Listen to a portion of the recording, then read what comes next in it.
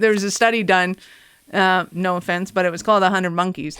And basically they had done a study on monkeys in the community. And as soon as 100 monkeys had kind of the same knowledge, it proliferated throughout the community and not by communication necessarily, which is kind of cool. So if you go and look that up, you'll find all the ins and outs of it.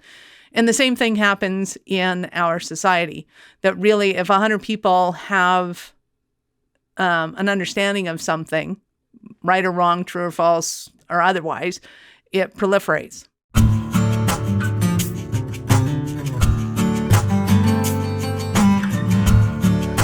Hey everybody, welcome to another Slow Smoke Business Podcast. I'm Jarrod Morgan, and this week we are joined by Michelle Nedelec, right? Did I say that right?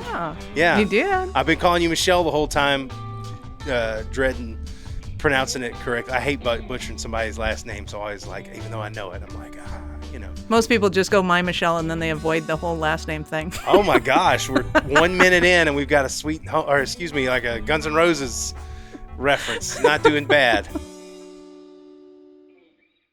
All right, so Michelle, we're going to talk all sorts of fun stuff today, but if you go over to Grill Cam, you'll see we're back to skewers. This is one of my favorite things to do on the show, because if we time it right, I might actually get to eat some before the show's over. So we've got some black garlic steak skewers with some peppers on it and some red onions in there. And then we did some orange garlic chicken with some jalapenos, which ensures that I'll probably be the only one eating the chicken because none of my family likes, excuse me. None of my family likes. None of them are going to eat any of it. Yeah, really. No, I don't know if you can see that on the camera. That was in the other direction, covered my mouth, very FDA approved. Dang, man. And that, my friends, is how you keep all the food to yourself. That's it. Sneeze on it. Oh, God. Look at I'm dropping them everywhere. Question for you. What is black garlic? So, black garlic is what was in the container that I bought. I don't know. I genuinely don't know. Alrighty then. I'm going to guess that it's like kind of a roasted garlic. Oh, okay. I was thinking it was like a variety of garlic, and I'm going, well, that's cool. Yeah, I wouldn't bet on it. I really don't know, to be honest. So we're going to put that away. I had much fancier trays, and if you heard our producer Alex talking last time, they broke on the show last time. The wind caught them and broke them midstream. So what are you going to do, right? So I'm back to using cookie sheets until I get some new trays. Well, how you doing, Michelle? I'm doing awesome, thanks. I'm doing better now that I'm down south with you. Down south. Awesome. I love this. I've had a lot of Canadians on the show lately, and I love my friends up north, and I'm always trying to get a recommendation on how to make the best poutine. Poutine? What part of Canada are you in? I'm in the west side, but I know the difference between one of those words and the other one. So I don't, as we're learning. And as I told last time, I went up there and ordered it in a bar, and people in Toronto, and people were like, "You don't order poutine in a Toronto bar." So that either. Yeah. So yeah, one is a French word for a lady of the evening. Let's put it that way, and the other one is French fries with gravy and squeaky cheese and or mozzarella, whichever one you have. Snack of the evening. So wait, which one is which? Poutine is that? What's that one? Is what you want. Poutine is not appropriate. Not appropriate. All right. Well, apologies to my friends in Canada that are offended. We're off to a roaring start. Okay, Michelle. So you're a lot of things. You are an expert on automation. You are an advisor on people that talk about ladies of the night. You are a lot of things. I am a lot of things. You're a lot and I of do things. have a stiletto fetish, I will say. So, not inappropriate conversation. Whoa, we can what? go there. Oh, yeah. Love my stilettos. What does that mean? Your stiletto fetish? So, the 6-inch heels that women I wear? know what a stiletto is. Okay. And I'm aware of what a fetish page. is, and I'm trying to figure out why you brought that up. Like, well, it's just I like buying them, and I like wearing them, and any occasion to wear one. You have a pair on now. I don't, but I'm at home in my house, so that's fairly acceptable. Sorry, hate to disappoint. Stilettos and barbecue. You know what they say. I'm actually wearing a pair now, so I'm this tall. We're smoking. I'm kidding. Yeah. I was smoking a pair of stilettos. So I want to get to automation because I'm super. I don't even know how do you segue from stilettos and ladies of the night to automation. But tell All it comes tell down me, to customer service, so we got to talk automation. Yes, we do. There you That's go. what the customer wants.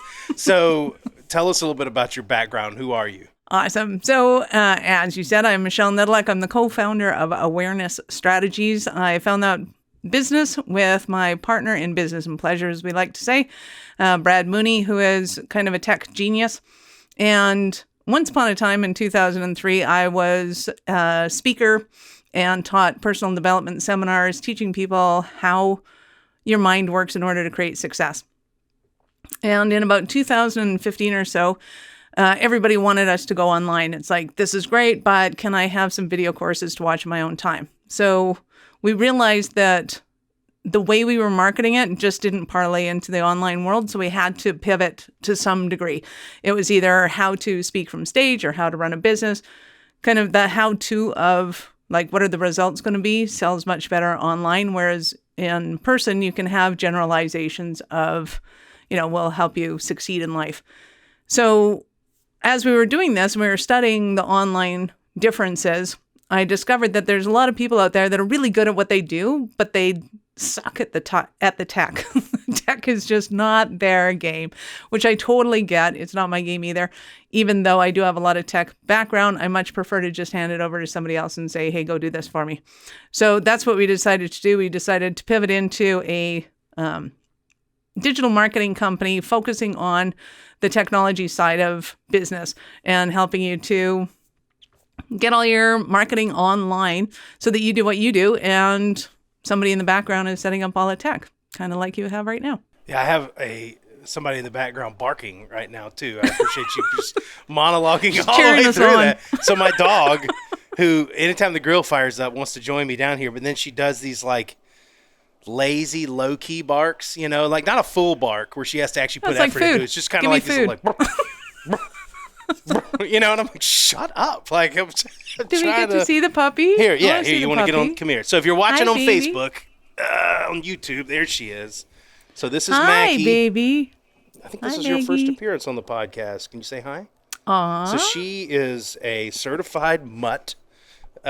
She's like a casserole of 20 breeds, but mostly Chihuahua and Yorkie, I'm told, which she looks like Master Splinter, but so we call her the Porky Chorky, or Chihuahua and Yorkie. And clearly she knows the smell of a barbecue. Clearly she's like, I smell black garlic. So you're trying to help people, up their game for internet marketing, which is interesting.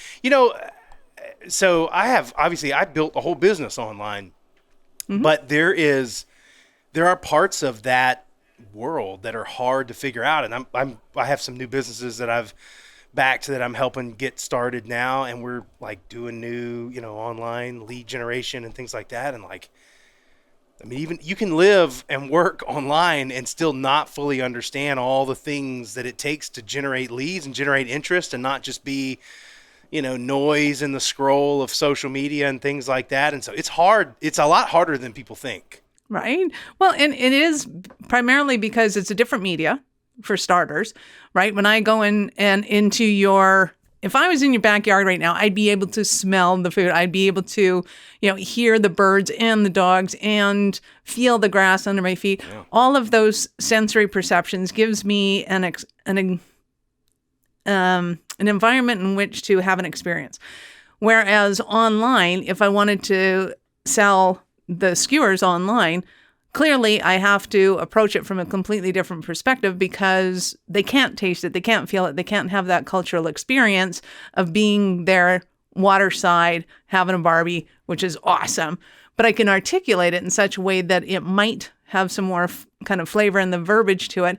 And as you well know, having 3 cams on and showing the actual barbecuing of this and showing a little bit of the environment and the smoke comes out right on cue. Perfect. Yeah, I was about to say, well, I got to check on my stuff while we're talking about that. There we go. Okay, get a look at that. That people have a memory come back to them because we know what it's like being next to a barbecue when the smoke happens and we know what that smells like for us. And because we're having a friendly conversation, we're going to remember the time when it smelled great. If we were having a nasty conversation, we're going to smell it when it was a bad time and probably the food was burning or something like that. So it's being able to tap into people's memories in a way that allows you to be able to bring them into your experience online. That's a really thoughtful way to put that, because I think people like, okay, we got to make an online ad, so say something about our product, and I just right. I don't think people think through what you just said, which is like, put yourself in the position of the person that is there scrolling, right? How do I catch their attention? How do I first catch their attention, and then second, get them to pay attention and engage? And it's an art. It's very different. Whereas in if you're creating billboards, it's just a different, you might be repetition might be your game, right? You're seeing it, right? But we've all seen billboards that are done badly because you drive past them at 60 miles an hour and you can't read it and you're like, what are they advertising? What was the point of that? Yeah, I don't know. Couldn't tell if it was poutine or poutine. Exactly. Right?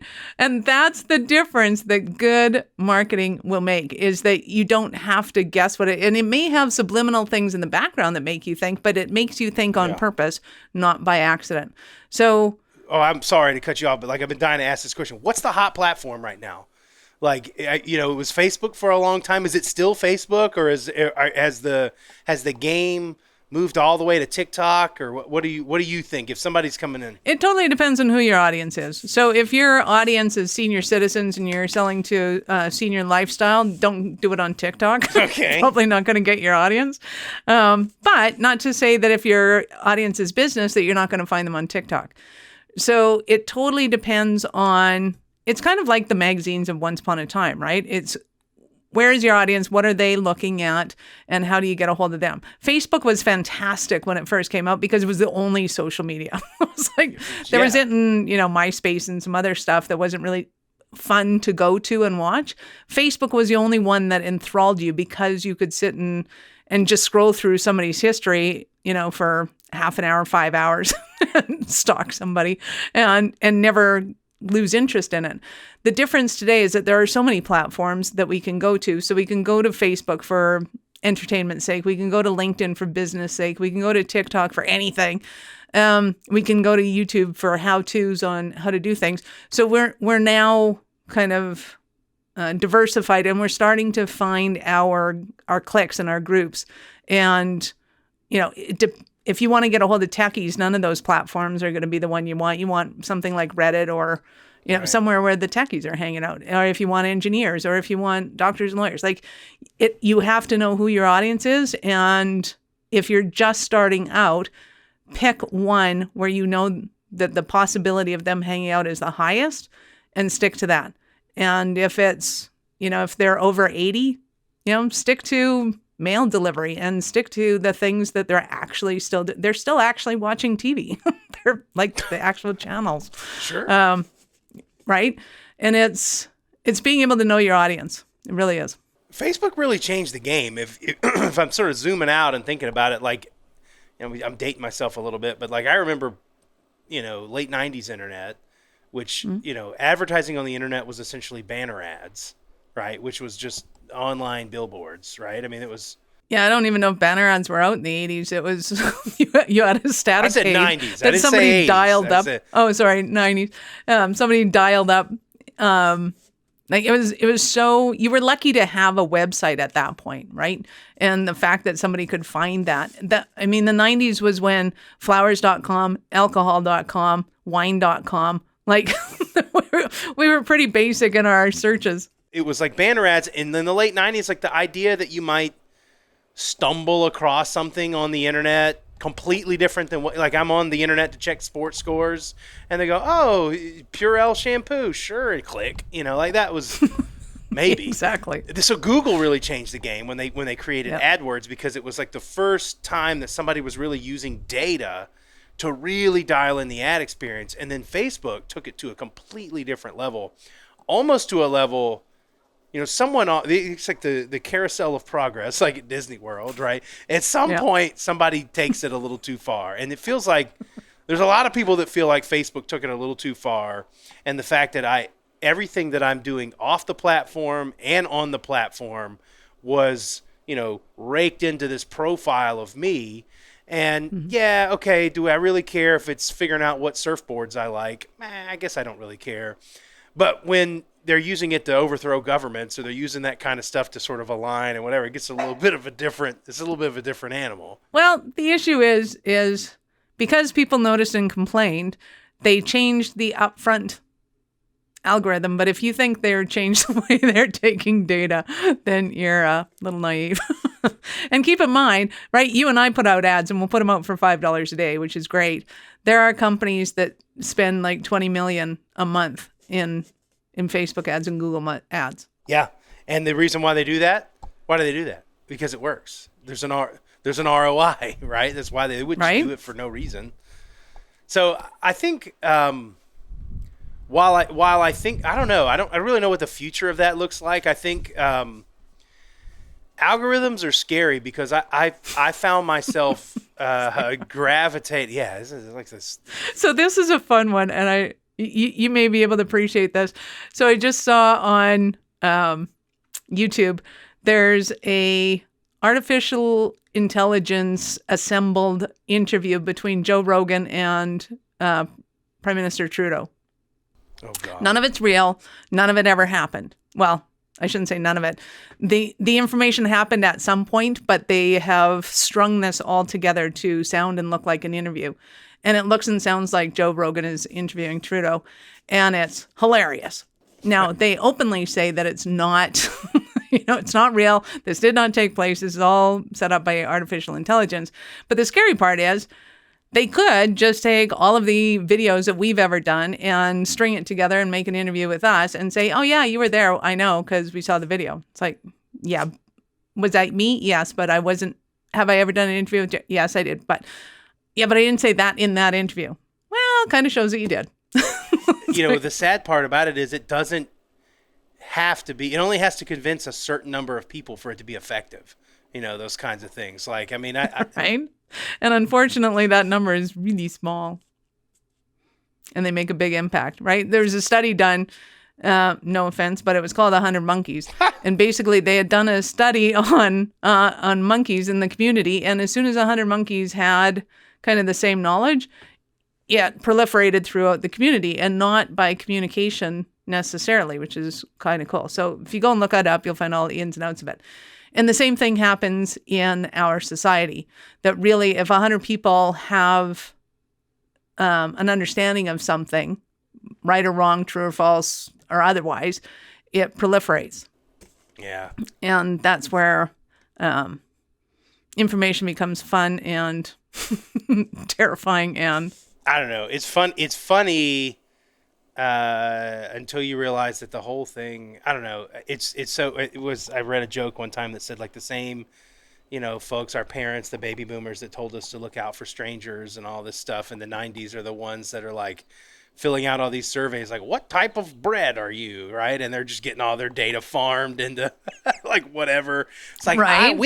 Which friend's character are you destined to be married to? Click, I'm on it. And then they share. And the worst part is if you watch like The Social Dilemma and all those movies, the worst part was finding out that not only were they, my aunt or somebody who's clicking the what cheese are you, thing, but through a loophole that was also getting my information. So I didn't even do anything.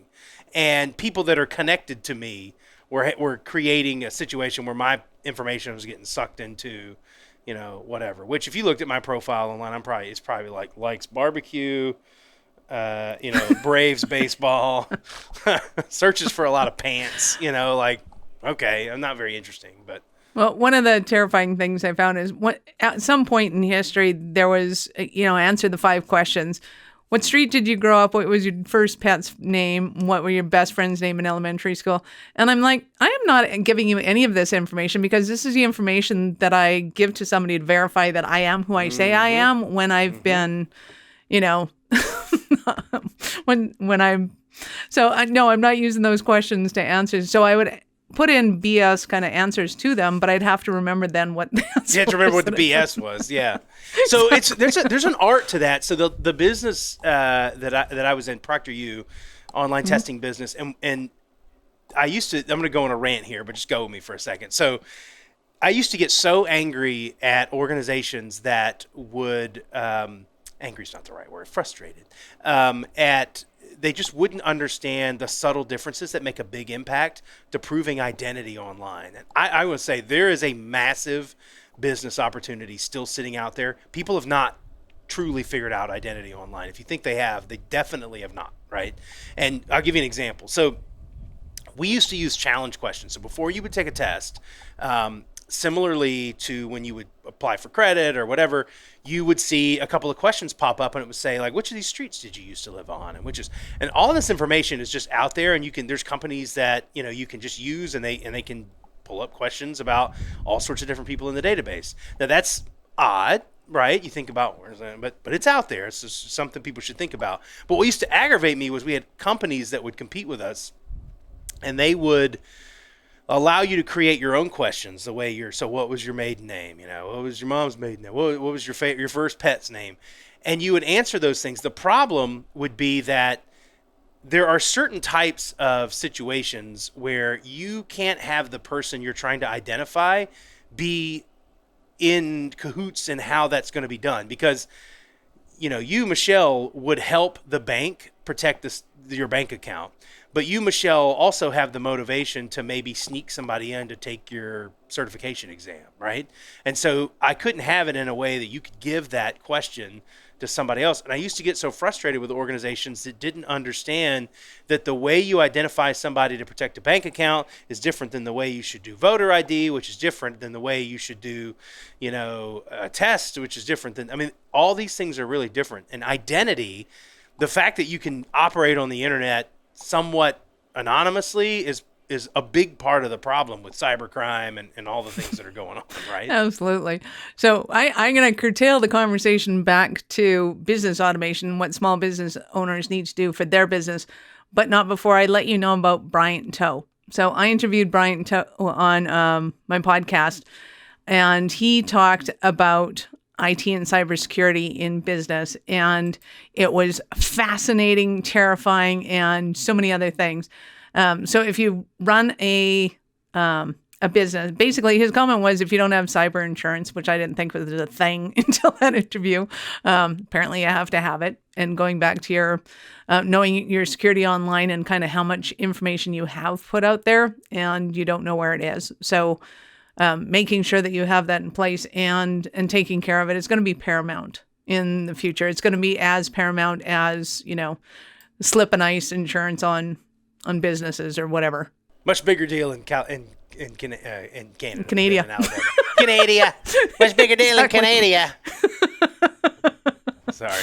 Exactly. But what I'm going to talk to you about is when somebody's setting up their own business and they're worried about their marketing and being able to get out there and looking at the platforms, it's not so much that we have to get carried away out with what's the new and exciting thing. Sometimes in business, that automation is the boring things in business. It's when you collect somebody's, when somebody signs up for your opt-in and they go, yeah, I want to get, the recipe that you had for those skewers on the other day. When they opt into that, what do you do with that data? Where do you put that data? And do you have what's called a CRM? So it's your client relationship management software. And a lot of people still don't have that as a thing. They may have it on a spreadsheet. They may have it sitting on their WordPress, which is not good at all. They may have it in their shopping cart, which is fine, but it doesn't make it theirs. And they don't realize the ramifications of their decisions when it comes to the software that they're using in their business. Because one, you're responsible for that data. So putting it on a spreadsheet on a Google Drive is not a good idea. No. That makes you very liable for a lot of things. Not good. And if you have it in your shopping cart, basically the shopping cart software owns that data. You don't. So until you have it in your secure CRM, you don't own that data, which means that you don't have the goodwill of your company. You could have 100,000 people that have come in and asked for that recipe, which you think is, hey, as soon as we, up this and we have the next product or service that we can offer our people for it and start delivering, meat or spices or, black garlic, we're going to deliver it and we're going to sell it to them because nobody can find it. And you're going, this is going to be awesome because my markup on that is $1. I make $1 off of every one of those. That's a great business plan. But if you don't own that data and the shopping cart goes, no, that's ours and you can't have it, they have every right to do that. And you have zero right over that and you can't reconnect with those people. So from a business perspective, it becomes paramount that you, one, have a CRM, two, that you're putting all of your data into it from all of your other software programs. And it's not just which one's easiest to use, it's which one keeps you in control of your data and keeps that data secure. So there's it's just a different level of understanding from a business perspective that when you are collecting people's data, you are responsible for it. I'm going to check the kebabs here. Okay. You don't mind if I do. So I was so surprised when I started email marketing years ago for the first time. Look at that, baby. Yeah. Get you some of that. So I was so surprised at how quickly you can get banned from and that sounds like I was marketing, pills, and it's not what I was doing. But this was back when I was working for an online university, and we were doing email marketing campaigns, people that had reached out, and we're just following back up and doing different things. And we had to be really careful because if regardless of what your message was about, and regardless of whether they had opted in or subscribed or whatever, if enough people click that little button that says spam, they get blacklisted and they get reviewed or regarded as spam by Gmail and everything else. And that is like kryptonite to a business. That is a big hit to a business. That's why when you click your spam folder sometimes and you say, well, that's not spam. Why does that end up in there? That's because other people were clicking the spam button. So if you ever want to bomb a business, right? Spam, enough people click that, it creates a real problem for that business. Yeah, and it is a huge problem because if somebody's phishing your address, right? So companies can go and send out email based on your domain and sell something that's complete crap. So they go on there and they're selling, I don't know, whatever nasty stuff they're selling. And you're going what is this? This is totally spam. But you don't look at the from address and go, oh, this is Jarrod's stuff. Jarrod would never send me this. All people think is this is crap. I don't want it. This is spam. They hit the spam button. That still gets counted against your URL, which sucks. Oh, wow. Now, I have a real rant on that one for Google because I think Google knows exactly who's doing that and when they're doing it and how they're doing it. They say they can't see it. I don't believe it. But if they get enough people going back to Google and saying, hey, this is phishing, but they don't have a button that says this is phishing. They say you can report this, you can ban this, or you can accept that. Right. And it's well, I don't want to do any of those things. I want to report it as phishing. So it's, my dismay with the whole back end of the tech thing, it becomes really complicated really quickly, and people just don't realize that. So when you get bombarded with spam, just reply back and say, hey, I don't want this, or is this really your email? And if it's just phishing, then they'll go, oh, hey, we'll deal with this, and then we can deal with it in a different way. If it really is spam and it's coming from 123.com, it wouldn't be that easy, but 587.com, then you can report and block all those guys because that's not a real domain. Yeah, I think the general public could benefit from some phishing training courses. I used to, so Measure Learning, which is what Procter became, once we got really, really big and private equity backed, we had a very robust process where everybody was required to take these training courses, and this would drive me nuts because our own interior IT department would be sending out phishing messages trying to trick employees to see which ones were vulnerable and which ones were still, and so they would be like, Damn, watch out. stop. And you'd be like, I knew it was you down the hall, saying that, but it's it's short of doing that, and that's elaborate, right? Mm-hmm. And so short of doing those elaborate things, it's hard to train, especially somebody who doesn't, like, they don't live in the online world, like somebody that owns a diner, Right. and they go home and check their email or whatever, and there's something, it's like, hey, your Amazon package is delayed. Oh, what's that? Click, and now they're down the Alice in Wonderland rabbit hole, right? Yep. They're all drugged out. So some of the important things to do to kind of keep your data clean. One is to have a CRM. That helps immensely. To use a reputable email distribution. And a lot of them are, if it's out of your nephew's basement, well, you might want to question that. You may have a lot more problems with that than you think you're going to have, even though it's cheap up front. Some other thing is your website itself is making sure that the back end of that is clean and up to date. And a lot of people that I've seen, they're super smart. They're techies, or they've been techies, but it's time consuming. It's so time consuming. Yes. But knowing what your SEO is performing like, and having kind of your SSL statements and your DMARC set up, and all the acronyms that go along with it. I know it's not fun, but There's a whole bunch of people whose eyes just glazed over when you said that. They're like, that's too many letters. exactly. So you want to have ways of being able to check that. At the end, we'll give your audience a gift. So we got a $500 gift for your audience when they stick around. Hey, whoa. Be able to take care of all those silly acronyms for them. I can't tell you how many businesses I have worked with or advised or whatever, and you start asking them about what they're doing online, and there's like, oh man, my dad knows this guy, and he set our website up for us, and I don't know how it's got 3 of them W's on it, and they've given their complete online identity to some guy or some gal that they know, and there's like this Wizard of Oz factor where they go behind the curtain and Right. and they come back, and the business owner doesn't want to pay much money. Says, man, I got it for $500. And then they're just getting what they paid for, which is just a disengaged person that sort of slaps something up. And that's kind of like, in today's world, if an internet presence is even remotely important to your business, hire a professional.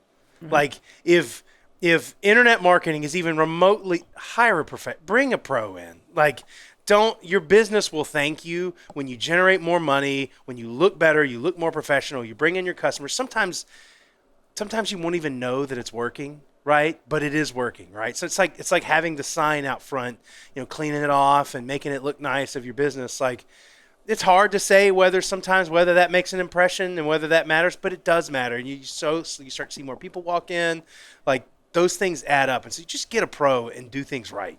If you see that there's people coming in and you're busy, it usually means it's good. And when all of a sudden the traffic stops, something's bad. And a lot of people don't realize too, is that they really need to own their assets. So you need to own your website. You need to own your own domain. Yes. You need to own Yes. everything. So when, Frank the barber's going, hey, I can set you up on my domain. And it's like, that's probably not a good idea, because if Frank goes bankrupt, he's taking your website with him. Mm-hmm. And it doesn't even have to be that bad. It's just if he changes his domain, or not his domain, but his hosting service, who knows what just happened to yours. So I'll give you an example. I have a good friend of mine from childhood. She's awesome and amazing. She's one of the top dog groomers in the world. Whoa. And she had her domain, and she'd given it to somebody, Sparky, and Sparky decided to shut down his server, and poof goes her website and her domain. And she wasn't checking on it. And now that domain is owned by a company that does Oh no. Ski hills. They go down and they clean off the ski hills, and it's like, wow, that is so wrong in so many ways. Yeah, that's like a worst case scenario, Yeah. right? And I bet, and there's probably a lot of people that don't even know what you mean when you say own. What do you mean I own my They're own like, domain? well, I What does that mean? I paid Floyd over there. That means I own it. Yeah, well, so can you tell people that are listening that don't know, where can they go to actually find out whether they own their domain or not? Absolutely. So if you go to, I think it's whose is it? It's who is, Who right? is? Who is? That's it. WHOIS. And there's like, so just Google that one word, WHOIS. And there's like 50 different websites where you can do a who is lookup. And that will tell you who owns a domain. So you punch that domain in there and hit, and you got to kind of wade through. It's like, blah, blah, blah, blah, blah. It says all these like, address things. But you'll get down to it, and it'll either say your name or your other person's name, or it'll say something like domains by proxy, which means it's a hidden, thing, which is like, that's not, it could mean it belongs to you, but maybe not. Yeah. So I would if you see that, I would follow up with your person that did it for you and say like, who owns this domain? And if you see Bob's Music Shop, you got worries. It's not good. And also, like, even me, right, who I've had other little side projects and things I've done, like, I have screwed up and not renewed a domain before and got into the grace period and renewed it or whatever. So it's, like, easy to do if you're not paying attention to it. So you really need to understand what these things are. How long did they purchase that domain for? Domains are cheap. But it's, what is it, $10 a year, depending on where you buy it or whatever. It's just not that expensive. But if you let it expire and then it goes all the way away from you, like, oh my, it's a nightmare to get it back. It's a nightmare. Exactly. So we recommend to our clients that they do simple things like a month before renewal, put it in your calendar, whether it's a Google Calendar or you're still on paper, just flip up a year, go back a month and go, hey, check my domain. And where you have it registered. So where you have your domain registered and where you're hosting it, write those 2 words down. Ask somebody other than who you're paying what that means and what you should be asking. Because oftentimes the people that you're paying will give you their stark answer. And they won't necessarily explain it in English. Whereas if you go to somebody like Jarrod and he has zero vested interest in where you have your website hosted, he's just going to give you a plain answer and hopefully it's in English. Because you really should be able to understand, in English as in not in tech talk. Sure, yeah. That you can understand what the heck somebody's saying, right? If it's garble and you don't understand it, go ask somebody else. Because you have a right to know. It's your asset. It feels like we're dancing around the topic of automation, but I do want to ask you like an on-the-nose, like automation question. So if there is if there is a thing that most business, or if somebody, let me back up. If you're talking to just the average business that you work with, mm-hmm. What is like the number one thing, like the first thing that you point to where you go, man, you should automate this. Why are you doing this manually? Why are this slowing your business down? So my first answer is not necessarily the first thing, but it's the biggest thing, is people will have what I lovingly refer to as Frankenware. And basically they have a whole bunch of pieces of software doing a whole bunch of different stuff that doesn't talk to each other. So they end up doing manual data transfers. It can be as simple as we have our website and we have our products and somebody has to go in and move the data from our shopping cart into our accounting software into our CRM. If somebody gets paid to do that, you are losing money up the wazoo. I can guarantee you can almost double your revenue by blocking that leak alone. Because 1, it's a waste of their time. 2, they're probably having data entry issues because we're people, we're fallible, we make mistakes. Yep. Whereas you can have computer systems that actually talk to each other so you don't have to do those processes manually, and that will improve your client communication 1,000%. That one's right off the bat. So that one should be not only automated, the transfer of data between software packages, it should be integrated. And the difference is we like to, you guys may have the Christmas lights, or you have a plug-in and it has 2 outlets in it, right? Sure, yeah. And then you get those funky little things that have like, oh, you can plug in 6 things. And then some people go and buy 2 more so that they can have like 12 plugins there, and they have 12 plugins switching in. It's like, you are exponentially increasing your potential for fire every time you do that. And the same thing kind of happens with software. The more patches and plugs you put on things, the more chance you have of your data being corrupted and incorrect. So you end up with dirty data, which I love to say. And you don't want that dirty data. Unwashed, dirty data. Yeah, exactly. That's the truth. I mean, and what you can't scale a business that you have to do that much manual stuff for. And I've been, like I said, I've been going through the process of helping some new businesses set up lately. And those are big decisions. Picking a system that you could pick. Are we going to go Salesforce? Are we going to go, whatever platform that we pick? And, to your point, whatever platform you pick, you better kind of think of all the different platforms that you need. Try to pick something that does a lot of things all at once, but make sure everything plays well together. And if things don't integrate, man, it's just listen to Michelle. You're going to stumble as you try to grow. The moment you finally figure your market out and your business starts to double, that's going to be a friction point. We're going to be like, oh my God, I can't you had to figure it out. And it really does. It comes down to having a conversation with you initially of what's your end game here? What do you want to achieve? What do you want to create? Because somebody can have a super simple business where they just want to coach people. They just want to be a consultant and they're going to take on 10 clients at 10 grand a year. Really, you need a cell phone and a merchant account for that. That's easy peasy. You're done. Please don't buy any more anything else to complicate that issue.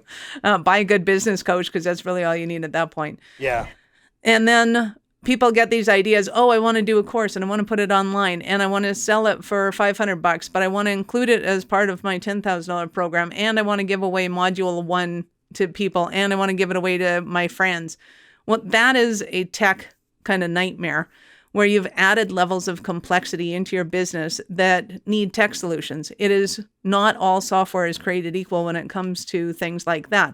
So even though you're thinking, oh, I just want a landing page, I just want people to be able to opt into this, and it's easy for you to think of it from the tech perspective. Some things sound easy, but they're overly complicated.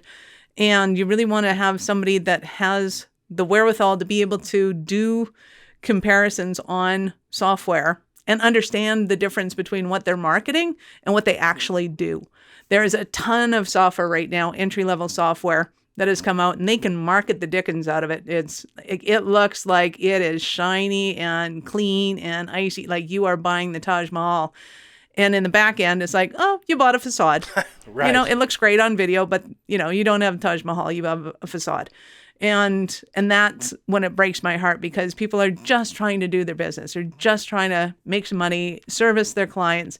And the headaches start coming up because they just don't know what they don't know.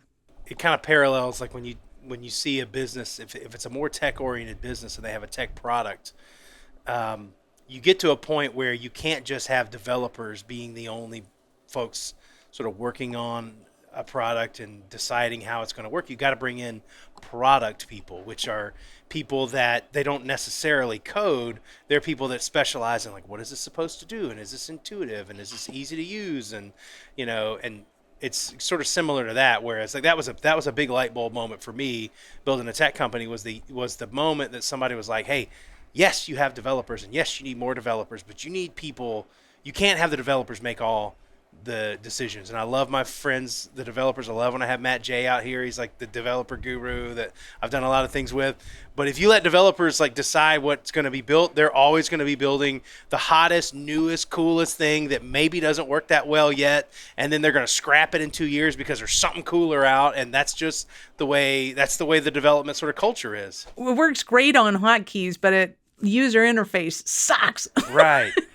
Or it's also super cool for very technically oriented people, but maybe your product is geared at somebody that doesn't fit that description. And so you just kind of got to think about those things. Yeah. And product design is where most tech fails, right? I mean, you do see tech that the actual tech doesn't fail, but a lot of businesses, if their product, people are like, it's not that great. It's not really the tech, it's the product design. And the same thing happens in pretty much every business, right? You get a coach or a consultant that goes, hey, I want to offer this thing and we're going to work on this. And it's like, well, that's great, but is that what your client wants? And are you solving the problem that they think they have? And more often than not, people are trying to sell the salt, not the sugar, and it just doesn't work. It's like, oh, but we want them to get away from the sugar. I know, but that's what they want. It's like, oh. Sometimes you got to realize when you're swimming upstream, and you got to make a decision it's a lot easier to surf than it is to swim upstream. So exactly. So you've mentioned coaching a couple of times. Like what all do you do in your business? Obviously you've talked a little bit about, do you do coaching as well? Like just general business coaching? We strategize with our clients if they're not working with somebody already. So the majority of our clients will come to us through a referral source of either their business coach, their marketing company, sometimes even their tech companies, and what we'll do is look at their business and look at potentially simplifying it so that they're looking at their ideal client's ideal journey first and saying, okay, what product do you have that's most profitable for you, that the most amount of people are asking for, that you'd like to deliver on? It's like looking at Apple back in the day and going, okay, you got 37 products. What's the one that you're going to focus on and get everybody working on that's going to make an impact in the business? And then once we've identified that, it's what's the strategy for taking that to market? Because they could be doing splatter marketing, kind of going everywhere, but they haven't honed in on the message for it yet. So we'll come back to that ideal client's ideal journey and test the messaging on that one thing until we've got it nailed. And we know we've got it nailed because then the sales come through and people are buying. And once that happens, then you can start to diversify and go into other platforms, other target markets, other everythings, right? You remember back in the first, whether it was the iPod or the Nano or that, like way back when in Apple, you could get it in black. Was it like this? Did we have a Zune at some point? Like it was like a Microsoft thing in there. Yeah, you could get it in black or you could get it in black. And then it was like, oh, okay, well, we'll make white ones too. Oh, okay, fine. White ones. It's like, that was the extent of it. And Ford with the car, that's kind of what you want to do is you just want to hone in on that one thing, and then you can turn it into the automotive industry and sell every color under the sun with every bell and whistle known to mankind. But you got to do it systematically. So even though you're capable of creating that, just hone in on what that one thing is. So that's what we will strategize with them for that. And then we make sure that we have a plan to be able to build out for at kind of the year on whatever their budget is. So some of them have champagne taste with a Coca-Cola budget. And we'll look at, okay, so this is what we can build out in a year on a Coca-Cola budget with the intention of in 5 years, working up to champagne. Or they decide, no, I want to, double up, and we can shrink those timelines. But we want to look at how do we build something every month so that we're building in consistency, creativity, and that enticement to their audience so that marketing, sales, and fulfillment can all keep up with each other. I love it. That makes a ton of sense. And before I was going to say, tell them where they can find you, but we'll leave that to the end. By the way, check out this. Are you seeing this right here? I am. It looks gorgeous. This chicken and steak. Chicken and steak. It's pretty good. I'll pull them off here in just a second. So, Michelle, what motivates you? Like, what is, this is kind of going a little broader, but like, when you got into doing this, like, what's your end game? What's your thing that gets you out of bed, the North Star that you're sailing towards? My big thing is helping business owners succeed. So I personally think that entrepreneurs are going to change the world. And I know that they're going to do that because you cannot be an entrepreneur without figuring out who you are and what you're made of. You can't blame the market, society, the government for any of your problems. Everything comes down to whose result is it? It's mine. Oh, okay. I have some play in this. I have control over this. What am I going to do with it? And that mindset allows us to create anything from anywhere. And it's fantastic. It's magical. It's amazing when somebody has it. It gives you goosebumps. It raises a hair on your neck and you're like, yes, this is awesome. And hope springs eternal. If we have little pockets of entrepreneurs doing that, then they influence the people around them and it just gets bigger and bigger and bigger. That's what I look forward to. I love when people have that aha moment. I love it when they go, oh my God, I can do this. I love it when people have their first $50,000 weekend or their first $50,000 webinar or their first $100,000 or they make an extra million, they hit the $1 million mark. Like sparks fly and they're like, oh my God, I can do this. Like I did that. And yeah, you did.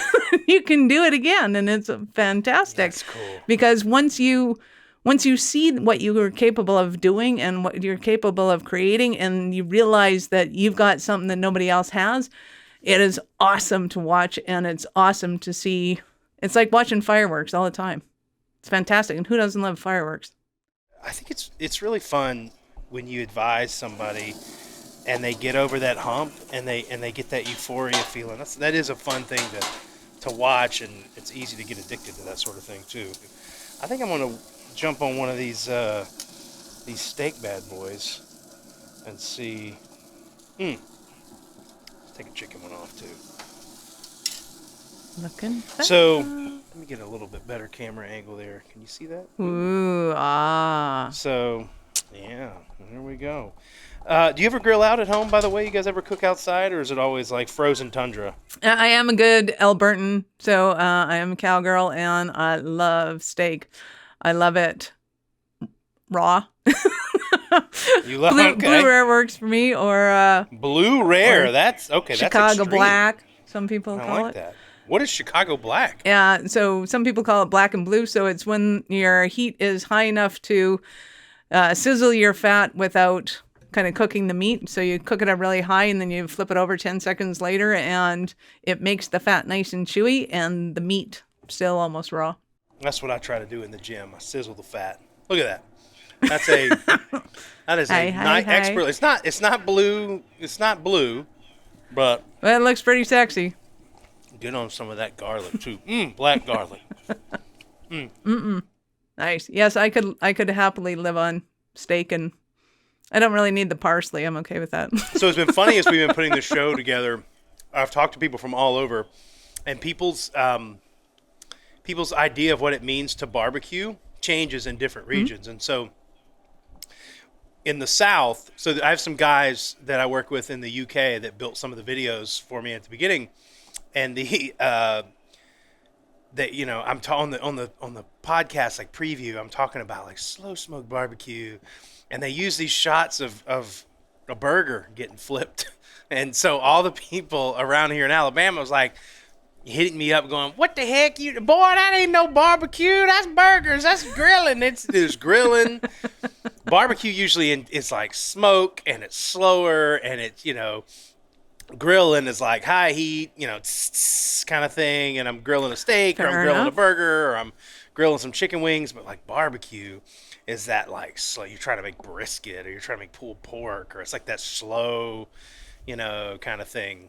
See, you guys just treat meat in a whole different manner than the rest of the world does, that nobody can compare to. So Yeah. We appreciate. That's why we have an obesity problem. Exactly. We appreciate your savvy skills with the fire. That is, I gotta say, that is not bad. Well, Michelle, Nice. thank you so much for being on the show. You told us you had something to tell us. Do I want to tease that out of you? I do. We have a free website audit for you. And what it is, it's about a 30 to 50-page report, depending on the size of your website, where we actually go through and we scrape your website to find out all the sorts of fun stuff about it. But it gives you the red lights, the yellow lights, and the green lights. So your red lights are where Google is stopping your traffic and it's not letting anything go through. Usually it has a lot to do with acronyms and fun stuff like that. So for that reason alone, we put a link to a half-hour appointment at the end of it. So you have an appointment with me. I will go through it in English, explain to you what's going on with it, what kind of changes you can make.